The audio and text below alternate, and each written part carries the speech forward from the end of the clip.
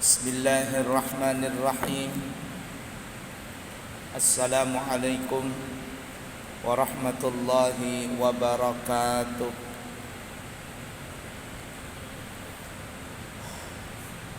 Alhamdulillahi rabbil alamin. Allahumma fasalli wa sallim ala sayyidina wa nabiyyina wa maulana Muhammadin wa ala alihi wa ashabihi wa azwajihi wa dzurriyyatihi wa man tabi'ahum bi ihsanin ila yaumiddin, amma ba'du.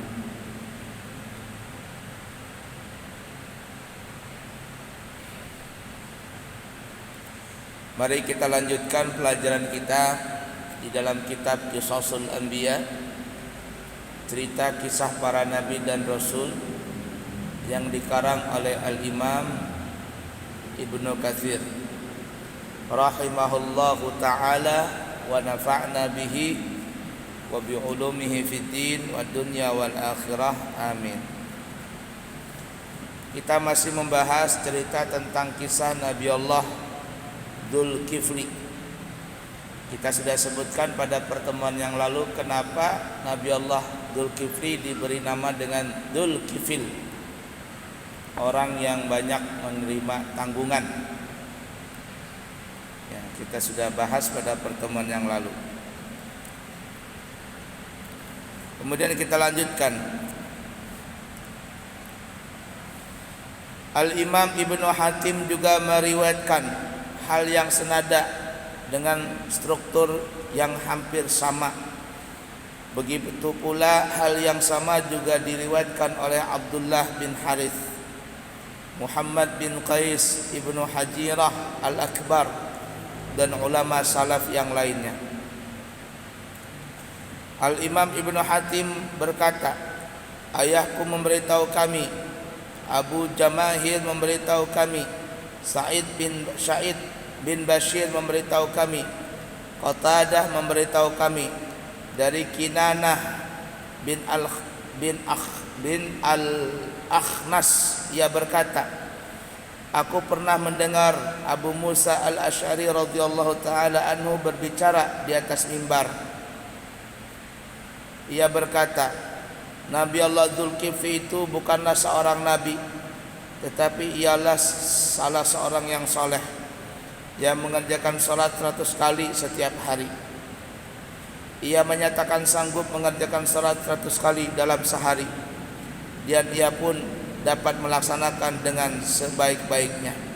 Karenanya ia dinamakan Dzulkifli. Nah, seperti yang kita bahas pada pertemuan yang lalu dan sampai sekarang masih ada bahasannya, yaitu masih pertentangan di antara ulama apakah Nabi Allah Dzulkifli itu termasuk nabi ataukah orang soleh biasa. Nah, memang ada sebagian yang mengatakan Nabi Allah Dzulkifli itu adalah orang soleh, bukan nabi.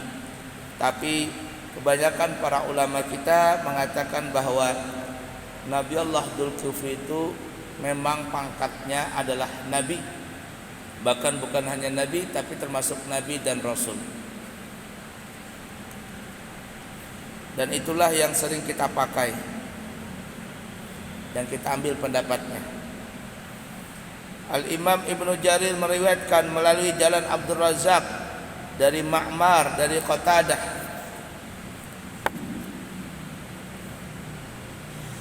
Adapun hadis yang diriwayatkan oleh Imam Ahmad, ia berkata,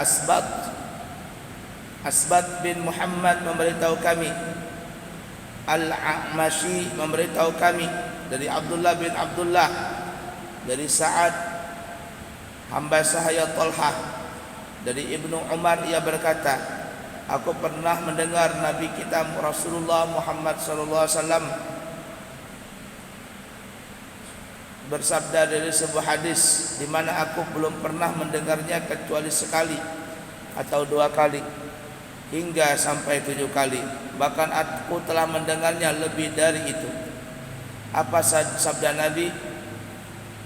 Ya, ini riwayat Imam Tirmidzi ya. Kanal kiflu min bani Israila, la yatawarra'u min dhanbin amilahu fa atatsu imratun fa ataha 60 dinaran ala ayyata'aha falamma qa'ada minha maq'ada ar-rajuli min imratihi ar'adat wa bakat faqala ma yubkiki akrahtuki qalat la walakinnahu amalun ma amiltuhu qattu wa ma hamalani alaihi illa al-hajah faqala taf'alina anti hadha wa ma fa'altihi idhabi fahiya laki wa qala la wallahi la a'si Allah ba'daha abada famata min lailatihi fa asbaha maktuban ala babihi innallaha qad ghafara lil kifli. Adalah Nabi Allah Dzulkifli seorang dari kalangan Bani Israel. Ia tidak pernah bersikap warak terhadap pada setiap dosa. Pernah ada suatu wanita yang datang kepadanya, lalu ia berikan 60 dinar supaya ia bisa berdua-duaan. Setelah itu ia menaiki badan si wanita itu layaknya hendak melakukan pasangan suami istri. Maka wanita itu pun menggigil ketakutan dan menangis. Lalu ia berkata, "Mengapa engkau menangis? Apakah aku menyakitimu?" Ia menjawab, "Tidak, tetapi perbuatan ini belum pernah aku lakukan sama sekali. Hanya saja aku terdorong oleh kebutuhan yang sangat berat dan aku ingin mendapatkan uang dinar itu." Laki-laki itu berkata, "Jadi engkau akan melakukan ini karena terpaksa dan engkau belum pernah melakukannya sama sekali?" Lalu laki-laki itu turun dan tidak jadi melakukan keinginannya. Seraya berkata, "Pergilah engkau dan bawalah 60 dinar ini untukmu semua." Kemudian ia berkata, "Demi Allah, Al-Kiflu tidak akan berbuat maksiat kepada Allah sama sekali." Dan pada malam itu juga ia meninggal dunia. Keesokan harinya tertulis di depan pintunya, Allah telah mengampuni Al-Kiflu. Hadis tersebut juga diriwayatkan oleh Imam Tirmidzi dari Al-Amasi, dan ia mengatakan bahwa hadis tersebut adalah hadis hasan. Menurut yang lainnya menyatakan hadis tersebut mauquf dan Ibnu Umar dan merupakan hadis yang sangat asing, gharib jiddan. Hadis tersebut berstatus gharib jiddan, asing sekali, dan dalam ilmu hadis isnad hadis ini kontroversial karena saat ini oleh Abu Hatim dikatakan bahwa aku tidak mengenalnya kecuali satu hadis ini saja. Hal ini juga diperkuat oleh Imam Ibnu Hibban, tidak ada yang meriwayatkan darinya selain Abdullah bin Abdul Raji. Wallahu alam. Dia bukan Dzulkifli yang dimaksud. Jadi dalam riwayat itu bukan Nabi Allah Dzulkifli, karena dalam hadis tersebut hanya disebut Al-Kifl tanpa ifadah Dzulkifli. Jadi dialah bukan Nabi Allah Dzulkifli, tetapi itu adalah nama orang lain yang namanya mirip dengan Nabi, namanya Al-Kifli tanpa memakai Dzu, ya, Al-Kifl saja. Intinya, menurut pendapat yang paling kuat, Nabi Allah Dzulkifli adalah seorang Nabi dan Rasul, dan dia diberikan tugas untuk memberikan risalah kenabian kepada umatnya, dan beliau adalah orang yang sangat saleh di kalangan umatnya dan beribadah sangat kuat sekali. Siang dan malam selalu beribadah, sampai kita sebutkan kemarin iblis pun angkat tangan untuk mengganggu Nabi Allah Dzulkifli ini.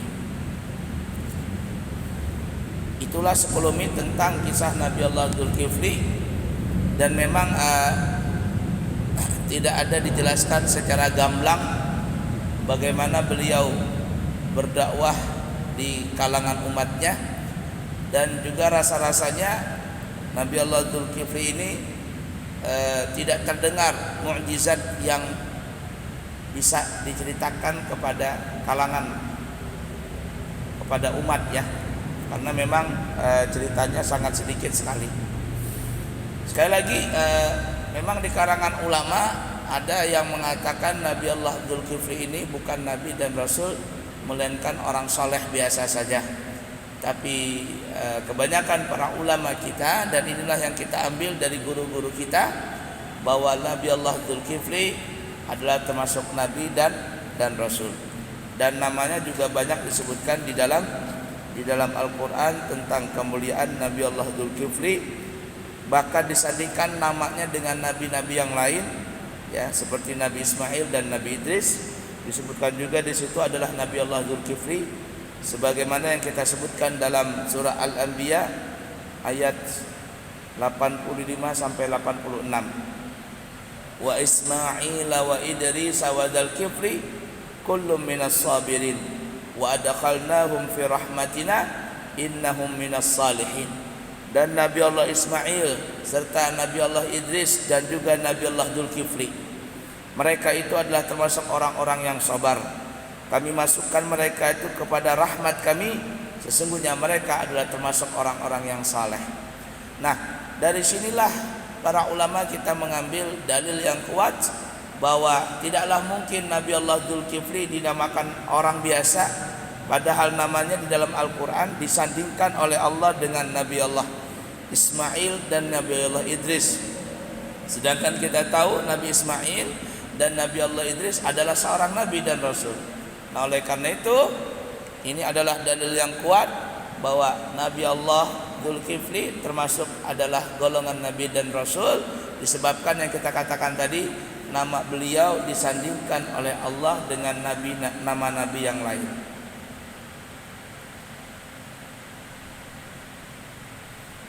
Ya. Begitu juga dalam surah Shad ayat 45-48 disebutkan, wadhkur ibadana Ibrahim wa Ishaq wa Ya'qub ulil aidi wal absar inna akhlasnahum bi khalisatin dzikrad dar wa innahum indana laminal mustafainal akhyar wadhkur Ismail wal Yas'a wa Dzulkifli wa kullum minal akhyar. Dan ingatlah hamba-hamba kami Nabi Allah Ibrahim, Nabi Ishak, Nabi Ya'qub. Mereka adalah mempunyai perbuatan-perbuatan yang sangat besar dan mempunyai ilmu yang tinggi.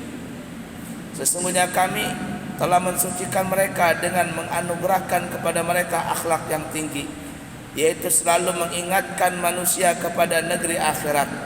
Dan sesungguhnya mereka pada sisi kami benar-benar termasuk orang-orang yang telah dipilih dalam kebaikan.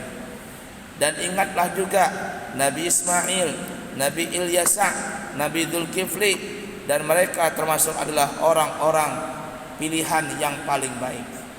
Nah, jadi dari dua ayat ini kita juga tambah yakin bahwa Allah menjadikan nama Dzulkifli dengan nama Nabi Ilyasa, Nabi Ismail. Bahkan sebelumnya Allah menyebutkan juga Nabi Ibrahim, Nabi Ishak, Nabi Ya'qub. Berarti kalau disandingkan nama Nabi Allah Dzulkifli ini dengan nama yang lain, ini menjadi dalil yang sangat kuat bahwa Nabi Allah Dzulkifli adalah termasuk nabi dan rasul. Ala kulli hal, itu yang paling kuat ya pendapat di kalangan ulama.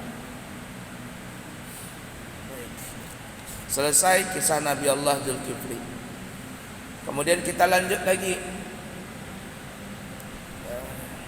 tentang cerita umat-umat yang dibinasakan secara massal.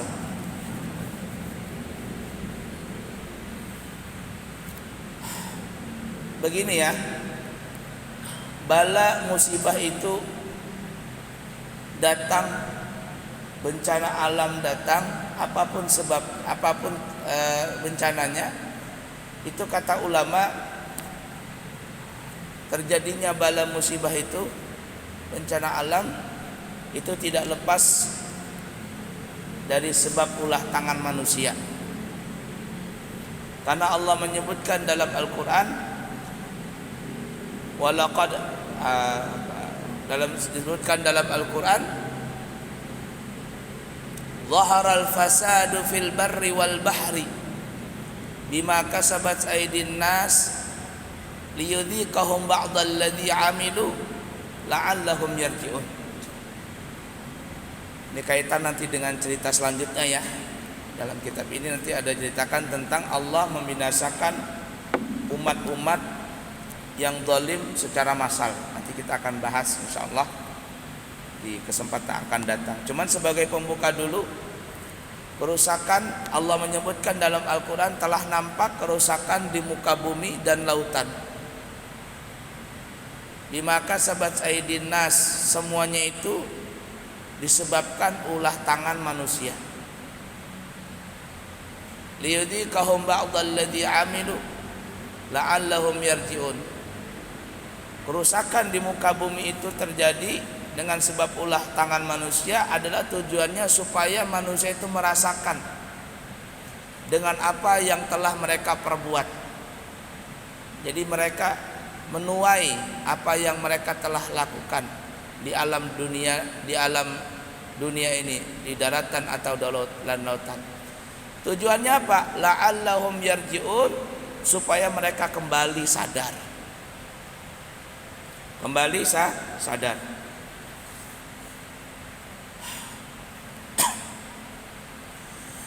Jadi di dalam Al-Quran itu disebutkan semua kerusakan di bumi, fil bahri wal barri, di lautan atau di daratan atau lautan, fil barri wal bahri, daratan dan lautan, itu sebenarnya dengan sebab ulah tangan manusia. Nah, para ulama tafsir mengatakan di maka sabat aidin nas, dengan sebab ulah tangan manusia itu terbagi menjadi dua bagian. Terbagi menjadi dua bahagian.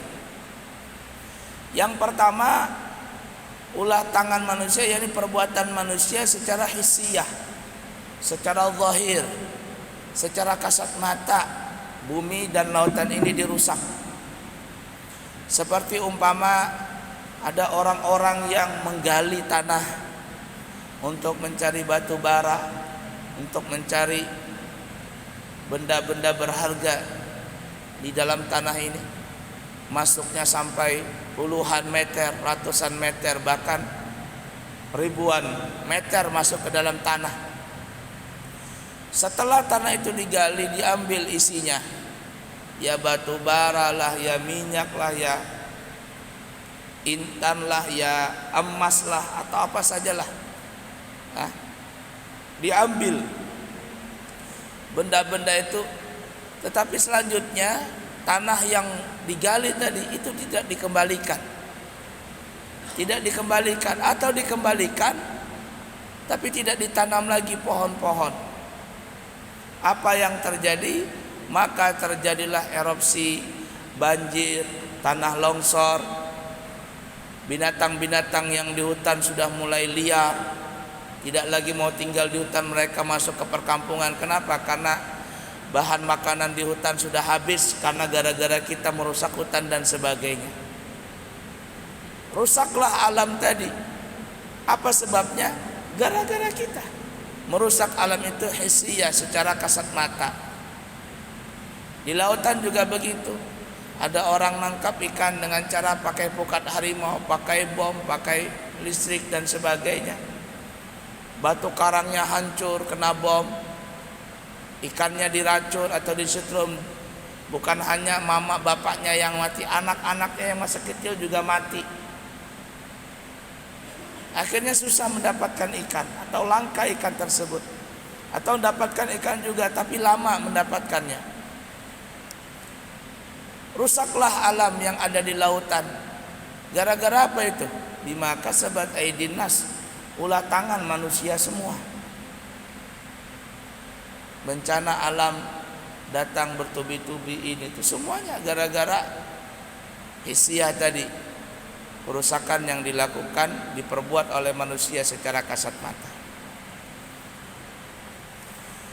Oleh karenanya ya, guru sekumpul Allah yarham, beliau tuh melarang orang-orang yang memakan anakan. Kata orang Banjar itu anakan. Anakan itu loh anak ikan haruan itu nah.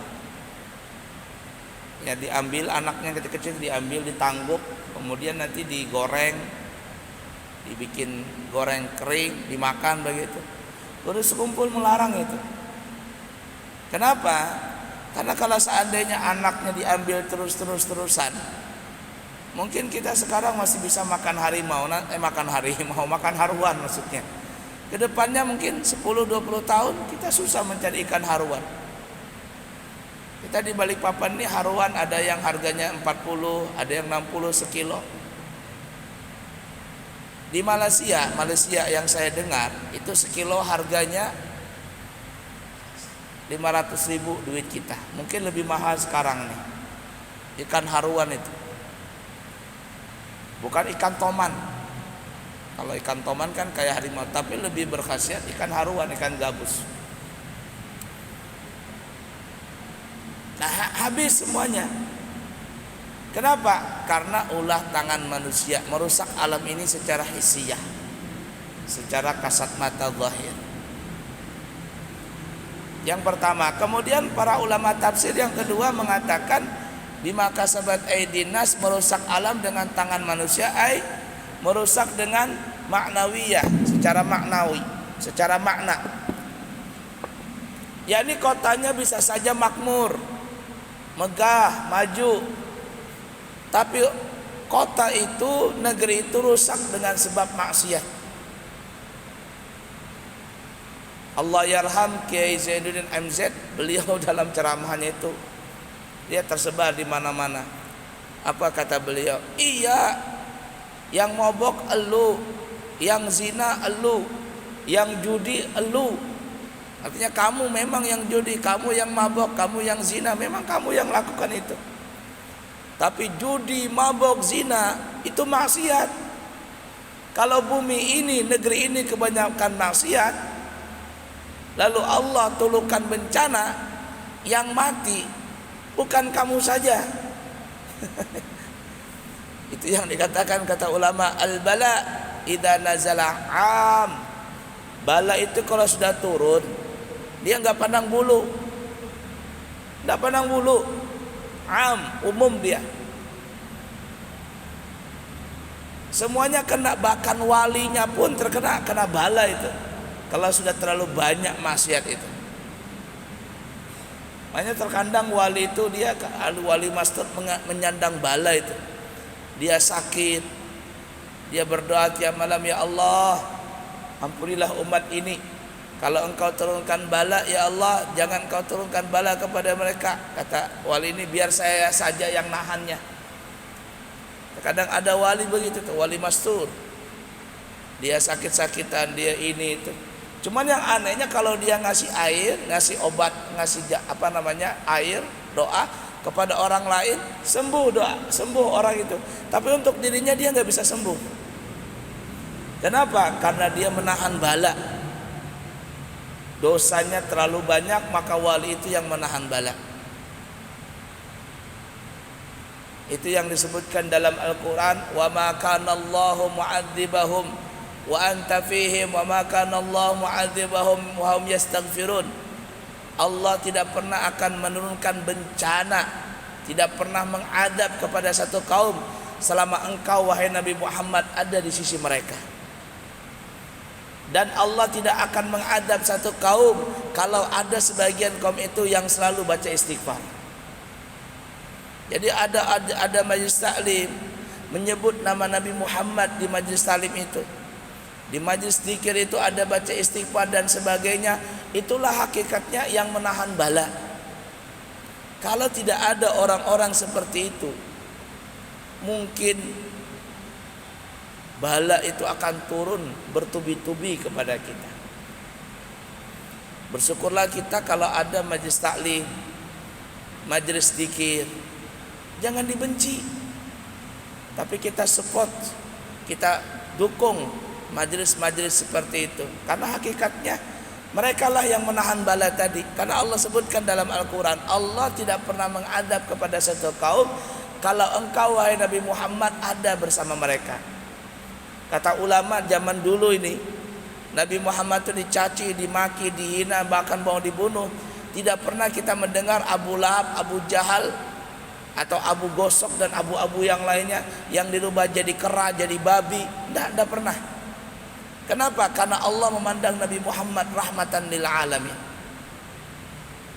Nah, kata ulama, kalau Nabi Muhammad saja ada di sana mereka, ada di tengah mereka, Allah tidak menurunkan adab, bagaimana kalau Nabi Muhammad itu ada di hati kita? Ada di hati kita. Nabi Muhammad sekarang nggak ada di hadapan kita, tapi Nabi Muhammad itu ada di hati-hati kita. Ada di hati orang-orang yang saleh, ada di hati-hati orang-orang yang berzikir, majelis taklim, menyebut nama Nabi Muhammad sampai meneteskan air mati, sampai berlinang mereka punya hati. Itulah yang menjadikan Allah tahan ini adab, karena ada sebutan Nabi Muhammad di antara mereka. Kalau tidak ada itu juga, maka kalau ada yang baca istighfar, Allah tahan tuh bala tidak turun. Tapi kalau sudah nggak ada lagi orang yang majelis zikir, tidak ada lagi orang baca maulid, tidak lagi ada orang yang mau berzikir, semuanya lupa dengan Allah, maksiat malah didukung, korupsi di mana-mana berjamaah, yang benar jadi salah, yang salah jadi benar, fantadhiris sa'ah, maka tunggulah kehancuran negeri itu. Nah, jadi hancurnya dunia ini, hancurnya kota itu adalah dengan sebab ulah tangan manusia. Dan ulah tangan manusia itu kata ulama ada sebabnya, ada dua. Pertama hissiyah, yang memang betul-betul merusak alam secara kasat mata. Dan yang kedua adalah secara maknawiyah, secara makna. Kotanya bisa saja maju, tapi orang yang berbuat maksiat sangat banyak di kota itu. Kemudian orang yang beribadah sangatlah kurang, atau mungkin gak ada sama sekali. Disitulah nanti Allah turunkan bala, musibah yang naudzubillah min dzalik. Kalau sudah bala itu turun, susah untuk menyandangnya. Dan ini sering terjadi, mulai zaman dulu sampai zaman sekarang ada saja kejadian yang mengerikan seperti itu. Nah, ala kulli hal, nanti kita ceritakan di dalam kitab Ibnu Katsir ini, kitab Qisasul Anbiya, tentang Allah membinasakan umat-umat zaman dulu. Ya, sebagai pelajaran buat kita, kalau umat zaman dulu ada nabi dan rasul di antara mereka saja Allah turunkan azab, bagaimana kalau di antara kita yang sekarang ini enggak ada nabi dan rasul? Siapa yang mau menyandang itu semuanya? Nah, insyaallah kita akan bahas nanti di kesempatan akan datang. Semoga bermanfaat buat kita dan kita bisa mengambil hikmah dari cerita-cerita para nabi dan rasul, dan mudah-mudahan Allah berkahi hidup kita dari dunia sampai ke negeri akhirat dengan berkat para nabi dan rasul, khususnya dengan berkat nabi kita Muhammad sallallahu alaihi wasallam. Amin amin amin Allahumma amin ya rabbal alamin. Subhanakallahumma wa bihamdika asyhadu an la ilaha illa anta astaghfiruka wa atubu ilaik. Wa akhiru kalam, wassalamu alaikum warahmatullahi wabarakatuh.